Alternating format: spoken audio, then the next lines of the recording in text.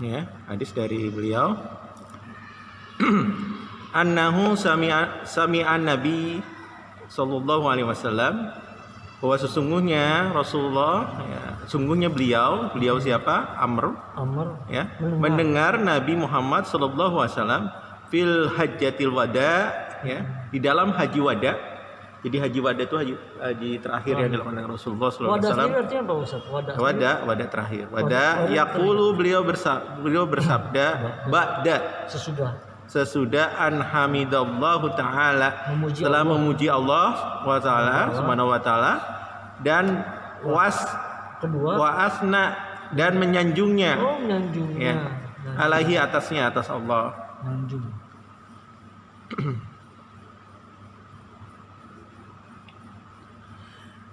Wadzakaro, kemudian beliau mengingatkan manusia yang senada di haji wada. Wawa'ado menasihati. Jadi beliau saat itu, ya, di haji wada itu pertemuan beliau terakhir dengan banyak manusia. Pertemuan terakhir dengan umatnya terakhir di haji wada. Ya. Di haji wada itulah pertemuan beliau terakhir dengan seluruh manusia yang berkumpul, yang banyak, ya. Maka beliau di situ mengingatkan manusia dan menasihati mereka. Tsumma qala, kemudian beliau bersabda, nah, ala, perhatikanlah, wastausu, dan berwasiatlah kalian wahai laki-laki, binisai, kepada para wanita, khairon, kebaikan, ya. Jadi berwasiat kepada nisa, pada perempuan-perempuan itu, yaitu kebaikan. Ya, jangan sungkan-sungkan kita sebagai seorang suami memberikan nasihat kepada istri kita, kepada anak-anak kita. Jangan sampai bosan. Insya Allah. Tadi saya nasihatin. Nasihatin, ya. Nasihatin, jangan bosan, ya, jangan bosan. Kenapa? Fa'in nama maka sungguhnya hunna itu mereka para istri itu, ya, apa? Awanin itu tertawan. Kenapa? Istri itu sudah tertawan oleh kita. Kenapa? Dia ngikutin kita, kan? Tadi sebelumnya bebas, kan? Iya. Dia bisa ngapain aja, kan? Sekarang dengan mengikutinya maka dia punya kewajiban.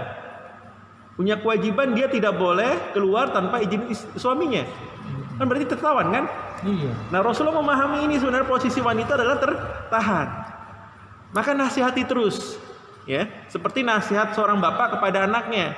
Kan ada peralihan hak. Ketika kita menyatakan akdun nikah, itu adalah sebuah peralihan hak.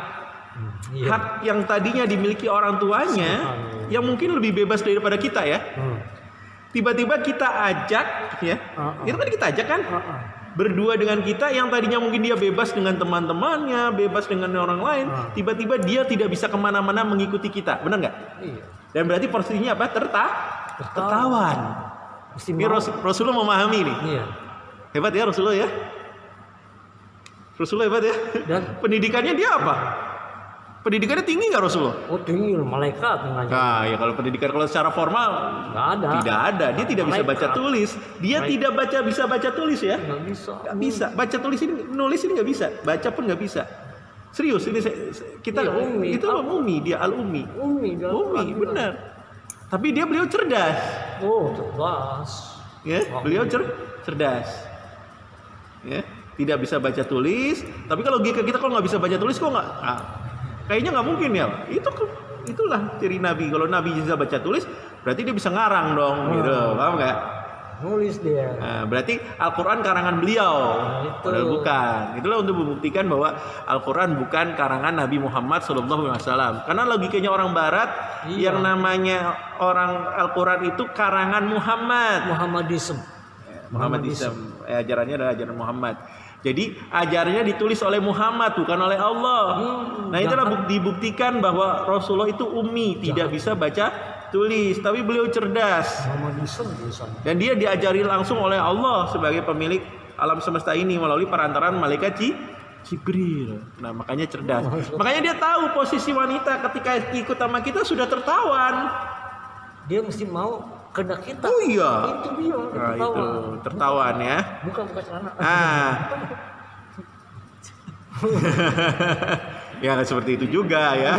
Kasar gitulah. Ya, awanun indakum di sisi kamu semua, ya. Jadi beliau para wanita itu atau para istri-istri kita itu adalah posisi tertawan di sisi kalian, di sisi kamu semua.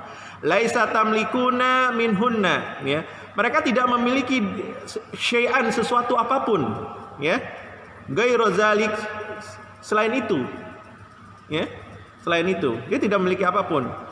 Illa, ya, kecuali yatina bifahishatin, kecuali ya mereka itu para wanita itu atau istri itu melakukan tindakan tidak terpuji, bifahishatin, fahisyah, berbuat bisa zina, bisa melanggar agama, bisa tidak patuh dengan suami, itu fahisyah. Ya. Maka ingatkan istri-istri kita ketika kita pulang kerja. Ingat ya, pulang kerja nih, siapapun kita kalau pulang kerja posisinya apa? Panas. Benar nggak? Saya akuin itu, ya. Mungkin semua orang ya. Posisi kita pulang dari tempat kerja, ya. Diam dulu ya. Diam dulu atau dulu. memberikan sesuatu kepada kita. Nih, papa mau mandi anduknya semuanya. Udah gitu, udah mandi, udah tenang, udah sholat, udah apa, udah. Kalau udah duduk istirahat, posisinya boleh kita ngomong sama suami kita. Ini harus diajarin nih kayak gini nih. Ngomong sama suami kita, "Pak, tadi saya begini, Pak." Ini kita udah tensinya udah reda. Kalau kita posisi, "Pak, tuh anak kamu tuh, Pak. Tadi bla bla bla bla bla." Waduh. Udah habis anak kita diomelin. Karena kita dari luar bawaannya. Marah kan? Bener nggak? Coba kalau misalnya kita sudah tenang, udah terisi udah makanan, udah santai. Wah, biasa mah, itu mah anak-anak usaha, nggak usah ini biasa namanya juga masih anak usia berapa sih anak kita? Ya, habis tadi ditimpuk sama si itu tuh. Ya udahlah, nggak apa-apa kan, nggak masalah kan, ya nggak apa-apa. Coba kalau gitu kita marah, kita hadapin orang tuanya kan. Padahal itu masalah anak. Bener nggak? Nah itu terjadi persengketaan dengan orang tua lain gara-gara sebab itu. Maka pahamilah, maka disuruh nasihati hal-hal seperti ini, ya. Nah, apabila dia melakukan bifahisyatin, ya, perbuatan yang keji, mubayyinatin, maka tunjukkan bukti. Kamu harus punya bukti. Kalau dia fahisyah, dia melakukan jelas-jelas dia melakukan perbuatan itu di depan kita dan dengan mata kepala sendiri gitu, paham nggak? Iya. Jangan nuduh dia serong tapi kamu nggak bisa buktiin.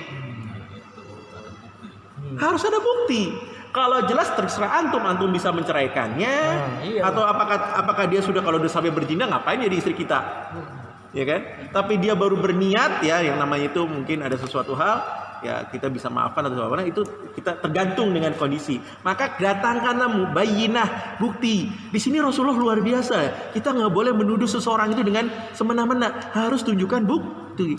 Mubayyinatin dengan bukti, ya. Fa'in fa'alna, maka jika mereka fa'alna, ini jamak ya, jamak bagi perempuan. Jika mereka fa'al perbuatan, melakukan perbuatan, fa'alna fahjuruhunna, maka jauhilah fil madhaji'i, di tempat tidurnya. Ya, tadinya kita tidur bareng nih, ya. Tiba-tiba dia melakukan fahisyah, kita nggak suka, pindah ke kamar depan atau kita pindah di ruang tengah. Pisahin aja dulu. Bingung tuh kalau istri yang solehah, ya, istri yang benar, bingung, apa ya salah saya ya? Oh, iya, suami saya begini ya. Beda, ya. Nah, beda gitu, paham nggak? Ini Islam caranya begitu loh. Berarti ada tindakan kita, ya, kita sebagai suami tidak suka dengan perlakuan istri. Ada aksi. Ada aksi, ya, seperti itu. Ya. Fahisyah itu perbuatan keji. Ya. Ah, serius? Faiz, bukan fahisha. Enggak, lain tuh, fahisha. Ho, pakai ho ini, ya. Pakai ha, pakai fahisha. Bukan faisah kan, faisah apa Faiz dia. Faisah lain ya, lain. Udah khawatir aja. Faiz lain. Aduh, fahisha, pakai ha. Fahisha, pakai shin, ya. Fahisha. Panik beliau. Salah nama takutnya. Jangan sampai nama ya, yang salah ya. Doa itu. Oke. Fahjuruhunna, maka jauhilah fil madhaji, di tempat tidurnya. Wadribuhunna, maka pukullah. Nanti dipukulnya itu pukul bukan pukulan yang menyakitkan ya. Para ulama dahulu mukul itu pakai jubahnya dia aja, jubah. Tanda dia nggak suka dengan perbuatan istri, bukan pakai tempeleng, pakai tangan. Tidak ada yang mereka pakai tangan. Rasulullah tidak menyarankan pakai tangan. Ya, wadribuhunna dorban, ya, ya, dorban, maka pukullah dia, mereka itu istri itu dorban 1 kali pukulan, goiro mubarrihin, yang tidak melukai, goiro mubarrihin, yang tidak melukai. Jadi pukulan yang tidak melukai. Fa'in ata'nakum, ya. Dan jika ata'nakum, mereka berbuat taat, ya.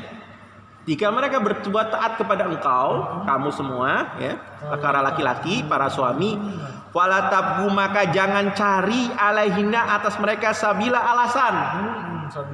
Jangan cari alasan kalau dia nggak salah. Tadi kamu kesini ya? Gosip-gosip dari ibu-ibu, dengar kita makan mentah-mentah. Benar kan? Gosip dari luar kita makan mentah-mentah. Bayangin Rasulullah aja tidak termakan gosip ketika beliau beliau sudah sampai ke Madinah, istrinya tertinggal. Karena Aisyah kan biasanya pakai sekedup ya, naik onta. Nah dikirain udah ada, dia kan sempat keluar untuk mungkin membuang hajat. Tertinggal, dikirain sudah dibawa. Kemudian dia datang bersama seorang pemuda yang ganteng 3 hari kemudian. Aduh, 3 hari kan. 3 hari kemudian, kan jauh. 3 hari. Antum kalau istri antum begitu, curiga nggak? Pasti. Harus. Pasti kan? Ganteng, belum nikah. Tuh. Jauh ya kita sama Rasulullah ya. Ada aja ini ya. Apanya kisahnya ada. Ada. Subhanallah, Allah bikin begitu. Allah bikin begitu memang sengaja untuk sebagai pelajaran bagi kita. Kita tuh jauh sama Nabi. Nabi nggak cemburu. Kalau kita udah suruh bisa ngapain pasti ini. Padahal kita nggak bisa nunjukin bukti. Omongan dari luar, sahabat-sahabat juga ngomong, ngapain udah cerain aja tuh Aisyah. Ngapain kamu pilih-pilih cewek-cewek lain, wanita-wanita lain. Yang marah siapa yang marah? Yang marah ketika Aisyah sampai, Aisyah ke rumahnya Nabi diem, ditanya diem. Emang Nabi juga posisinya pada saat itu bingung ya. Ini kan sebagai seorang laki biasa. Omongan di luar begitu ganasnya. Dia nggak percaya apa itu, tapi juga dia diam. Makanya karena Rasul diam, akhirnya Aisyah pulang ke rumah orang tuanya. Siapa orang tuanya? Abu Bakar Siddiq. Dia rumah Abu Bakar Siddiq diomelin ya. Apa sih kamu yang ngomong? Kenapa kamu bunuh? Namanya orang tua ya. Aisyah nangis. Allah Akbar. Dan itu peristiwa itu lama mendiamkan sampai ayat Al-Quran tuh turun. Berapa lama itu Ustaz? Lama, lebih dari seminggu itu. Rasul itu menunggu wahyu. Allah. Rasul itu menunggu wahyu. Itu hebatnya Rasul, bisa tahan begitu lama. Kita Allah. Makanya jangan bandingin kita sama Rasul. Udah surga di tangan beliau sudah ada, udah pasti beliau masuk surga. Kita belum apa-apa, tapi boro-boro sekecil apapun nggak ada yang bisa nyanyi beliau kan. Nah itu jadi pelajaran bagi kita. Harus nunjukin bukti kalau berbuat fahisyah. Jangan dari omongan orang lain, ada bukti. Ngelihat dengan mata kepala sendiri dia berzina. Dan kalau orang Islam wajib mendatangkan 4 orang saksi. 4 orang saksi melihat masuknya apa? Ember ke dalam sumur. Iya, ember ke dalam sumur, kita nggak bisa pakai itu ya. Ember ke dalam sumur, jelas-jelas melihat begitu. Kalau nggak bisa, kita nggak boleh nuduh. Masuk. Kalau nggak mampu menunjukkan bukti, maka bersumpah atas nama Allah 4 kali dalam Al-Quran. Iya. Sumpahnya itu laknat Allah atas diri kita apabila berdusta. Dan kesaksian kita tidak diterima selama-lamanya sampai kita bisa menunjukkan bukti. Susah kan? Berat kan? Jadi nggak bisa kita menuduh wanita baik-baik, menuduh orang berzina walaupun kita yakin dia ke hotel bersama pria. Kita lihat masuk ke hotel bersama dia, kita lihat begituannya nggak? Iya kan? Nggak boleh kita nuduh. Ya, nggak boleh ya. Hati-hati nih. Insyaallah Ustaz. Insyaallah. Insyaallah. Ya. Jadi jangan cari-cari atas mereka alasan untuk supaya kita pokoknya dia melakukan faisyah, pokoknya mau nggak mau tahu dia orang-orang yang berbuat faisyah, padahal enggak. Ala ingatlah, innalakum sungguhnya bagi kamu ala nisai atas nisa hakon, ada haknya. Ya, jadi kamu kepada perempuan punya hak. Kamu kepada perempuan, kepada istri kamu punya hak kepada istri kamu. Haknya apa? Misalnya dia tidak boleh keluar, ya nggak apa-apa. Maksudnya tidak boleh, bukan tidak boleh keluar. Dia tidak boleh mendatangkan orang lain selain suaminya. Tidak boleh menerima tamu selain kecuali ada suaminya. Itu hak kalian. Paham? Nah, kemudian apa lagi? Wali nisaikum, dan bagi perempuan-perempuan kamu alaikum hak, atasnya ada punya hak. Dia juga punya hak. Nah.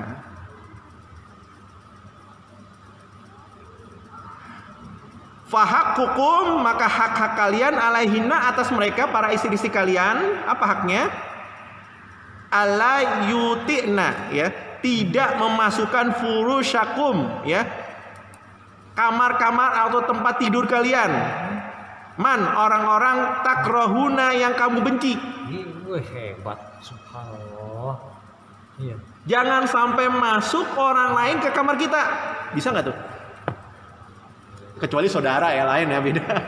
Misalnya kakek, nenek, nggak apa-apa, ayah ibu kita. Maaf, sepupu saya, suaminya pergi keluar. Saya ngasih undangan.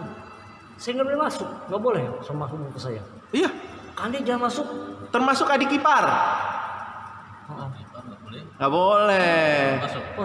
Adik ipar itu jangan bareng sama kita. Aduh, itu. Misalnya istri punya adik perempuan, ikut sama kita. Wah, itu bahaya. Paham ya? Maaf Ustaz. Kadang-kadang saudara main tempat rumah. Kadang-kadang ngobrol sama istri. Masuk, kadang-kadang ngobrol di kamar. Jangan. Kalau sekarang udah jangan. Itu kamar itu rahasia kita, rahasia keluarga. Kalau kita punya kamar ya. Kalau kita punya kamar, kalau kita kan kos-kosan susah. Kalau punya kamar sendiri jangan dimasukin orang. Kalau kosan gimana? Ya kalau kosan agak susah ya. Iya susah. Kalau kamar, kalau kita rumah ya, kalau saya punya rumah sendiri nggak akan saya izinkan siapapun masuk. Anak aja harus bukannya nggak boleh, dia harus izin, ngetuk pintu dan ucap assalamualaikum. Harus itu diajarkan seperti itu. Jadi dia masuk itu, ya masuk ketuk pintu, kemudian ngucapin assalamualaikum. Harus itu, nggak boleh nggak. Ustaz, jadi mesti ketuk pintu dulu. Ketuk pintu dulu. Jadi kalau namu juga gitu. Iya. Ketuk pintu dulu. Iya. Jangan langsung assalamualaikum. Ya ketuk, kalau dia seorang muslim assalamualaikum kita ucapkan. Iya, maksudnya jadi ada hadis untuk ketuk pintu ya. Ya. Oh, gitu. Maksudnya ya bukan ketuk pintu, ada bel, ada apa. Iya. Itu tanda, itu mah apa namanya, adat kebiasaan yang kitanya assalamualaikum, ya izin lah, minta izin. Kalau dalam Islamnya izin. Nah, kalau itu kan alat bantu. Alat bantunya adalah ketuk pintu atau bel atau apa gitu kan. Itu alat bantu sebenarnya. Zaman Nabi gimana tuh? Ya zaman Nabi assalamualaikum. Enggak pakai ketuk pintu. Walau alam. Kita nggak tahu pakai ketuk pintu atau enggak, ya. Yang jelas salam. Yang salam jelas. Pasti. Jadi kalau kita masuk ke kamar orang tua kita, ya, atau ke kamar siapapun, adik kita atau siapa, kita kan nggak tahu dia lagi melakukan apa, malu dong. Ya kan, jangan sampai anak masuk kita lagi gitu. Ya kan? Ada rahasia, makanya tolong ajarin kepada anak kita kalau masuk, tolong ucap assalamualaikum, ketuk dulu boleh, ketuk assalamualaikum. Abi, ayah, Umi, boleh masuk nggak? Kalau ada orangnya? Hah? Ada orangnya? Yang ada orangnya nggak bisa masuk aja. Kalau nggak, kan saya bilang kalau ada orang, kalau udah jelas ada orang tuanya di sana. Malah yang suka ngobrol kadang-kadang suka perempuan, Jangan, kalau bisa di ruang tengah aja, kan masih ada ruang tengah. Ya. Apalagi beda jenis. Lawan misalnya dia ya satu laki yang satu perempuan, udah serem itu. Ini maaf nih, tanya sama saya nih, sama cucu nih si Kansa nih, kan udah besar, udah agak kecil sih, tapi belum head. Saya suka bercanda sama dia, gimana tuh? Kakek mah nggak apa-apa, kakek kan, kakek kan nggak apa-apa. Kakek mah nggak apa-apa, kakek kan bukan apa namanya mahram yang haram dinikahi. Mahram gitu, yang bukan mahram Pak Haji, maksudnya. Jadi kalau bercanda gitu nggak apa-apa. Bercanda ya, Nabi aja bercanda sama cucunya, bercanda mah nggak, bermain biasa mah nggak apa-apa. Saya angkat itu gendong. Nggak apa-apa. Tapi kan nanti kalau udah gede, kalau udah 9 tahun kan dia udah malu sendiri gitu. Enggak. Jadi kalau sama mahram nggak apa-apa, yang kita bicarakan ini bukan mahramnya, yang nggak boleh masuk itu bukan mahram.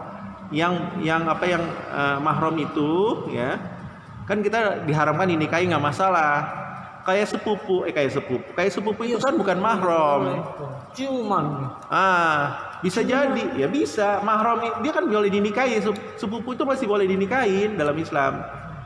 Makanya jangan, ini nggak boleh gitu. Ciuman. Gitu ya. Paham ya? Saya ini nggak berani masuk saya ciuman. Gitu. Itu dalam Islam. Jadi nggak boleh nih kita larang nih. Ini kaidah Islam seperti ini. Ya, tempat tidur kita jangan apalagi orang asing. Ya, bahaya. Jadi Islam itu sudah antisipasi. Ya, antisipasi udah dari dulu. Ini antisipasi. Inilah yang menyebabkan terjadinya perselingkuhan ini karena sebab membolehkan ini. Membolehkan seseorang itu masuk. Akhirnya dia gampang ya. Astagfirullah. Gitu loh. Akhirnya kalau misalnya sepi gimana nih? Nah, akhirnya berpandangannya segitu, paham enggak? Keadaan akhirnya yang tadi mungkin dia tidak mau jadi mau, kan bahaya. Nah ini makanya untuk antisipasi Islam dari awal sudah melarang itu orang lain masuk ke dalam kamar tidur kita yang bukan mahramnya. Ya, jangan beri siapapun dia. Ya, jangan beri. Ya, itu.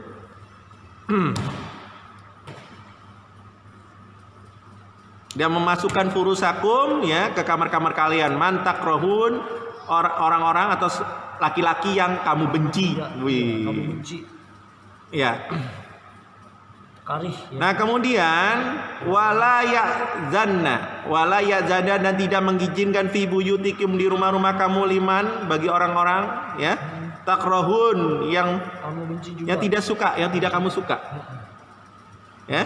Jangan kamu masukkan ke rumah-rumah kamu. Jadi kalau misalnya tahu nih istri kita, jadi kita ngomong sama istri orang ini jangan suka masuk rumah ya. Dia harus taat. Maaf Pak, Bapak nggak bisa masuk rumah. Mohon maaf ya, karena suami saya tidak mengizinkannya. Harus ngomong gitu. Tapi kalau perempuan, Kalau sama perempuan, kalau sama perempuan. Ya di sini.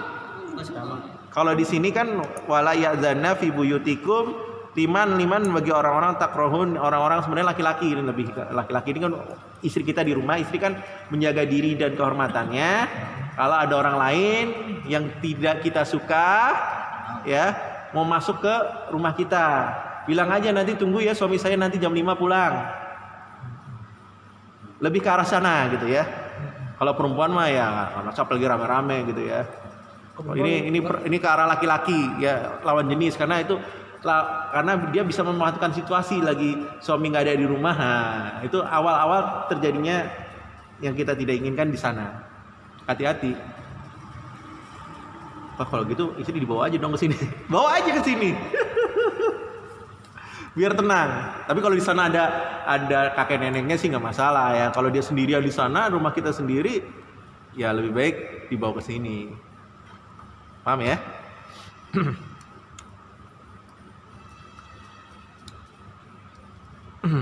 Jadi harus izin. Nah, kemudian Allah ingatlah wahaqquhunna ya, alaikum ya. Hak wanita atas engkau, atas kamu nih kepada kita, haknya kita maksudnya ya. Ya, haknya kita antusinu ya. Antusinu ilaihina ya, berbuat baik ilaihina ini hak yang diberikan kepada wanita yang harus kita berikan kepada suami, kepada istri-istri kita. Nih kita harus paham nih ya. Pertama, antusinu ilaihina, untuk berbuat baik kepada mereka. Kita harus berbuat baik, gak boleh jahat sama mereka ya, sama istri-istri kita ya. Jangan sampai jahatin. Apabila bilang saya kemarin ketemu wanita cantik, mau kayak kawinin, udah itu nyakitin hati itu namanya. Jangan ya.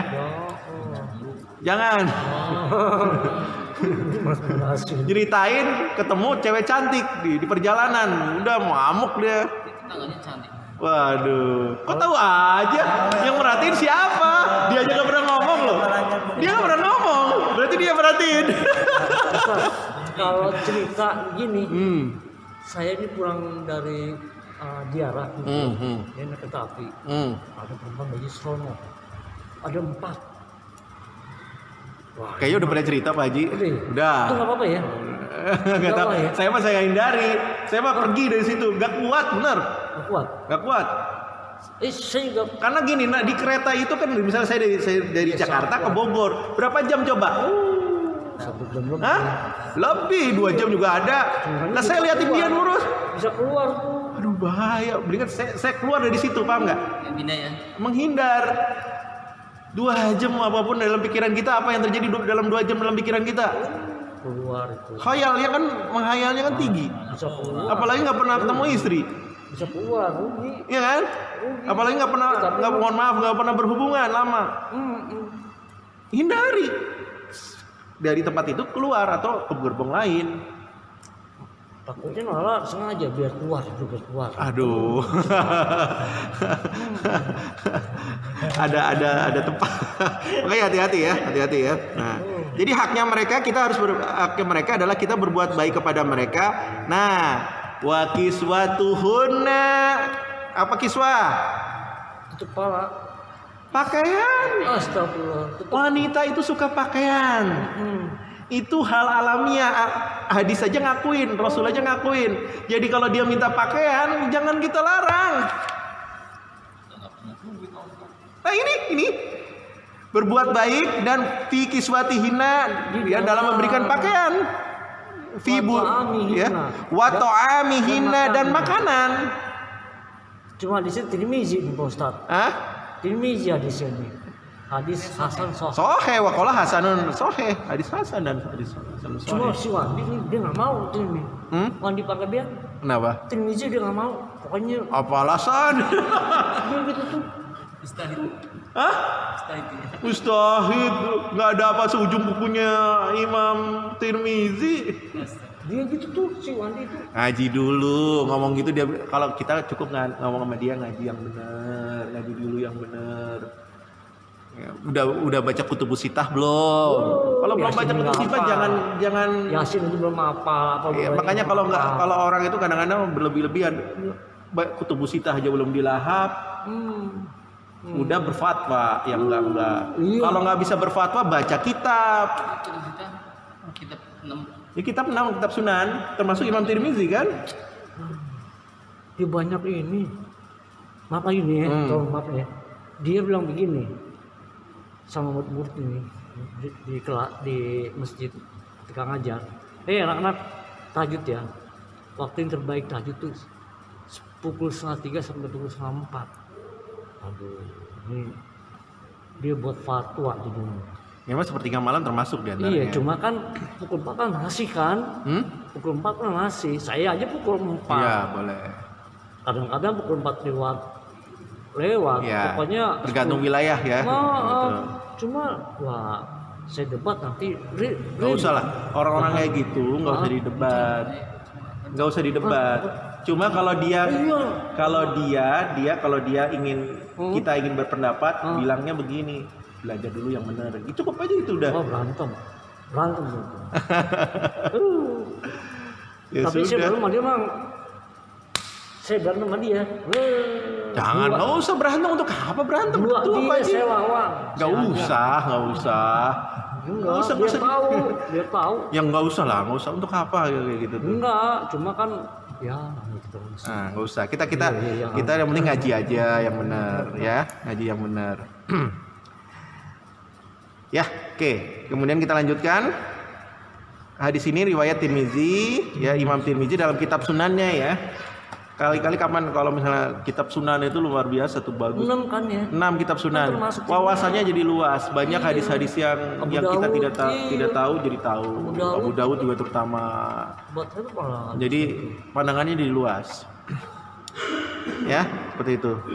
Oke, satu lagi hadis wa an Muawiyah ibnu Jaidah qala qultu, aku berkata ya Rasulullah ma haqqo jaujahi ahadina alaina, apa hak-hak istri atas ahadina salah satu dari kami atasnya. Qala, maka Rasulullah bersabda antu imaha, memberi makanan, idza ta'imta, jadi berikanlah mereka makanan jika kamu makan. Jadi bersama-sama makan.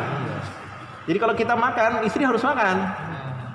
Jangan kita makan sendiri, istri enggak. Kita bagian habisin sendiri, istri enggak dapat. Sabda Rasul, kita makan, dia sama-sama makan.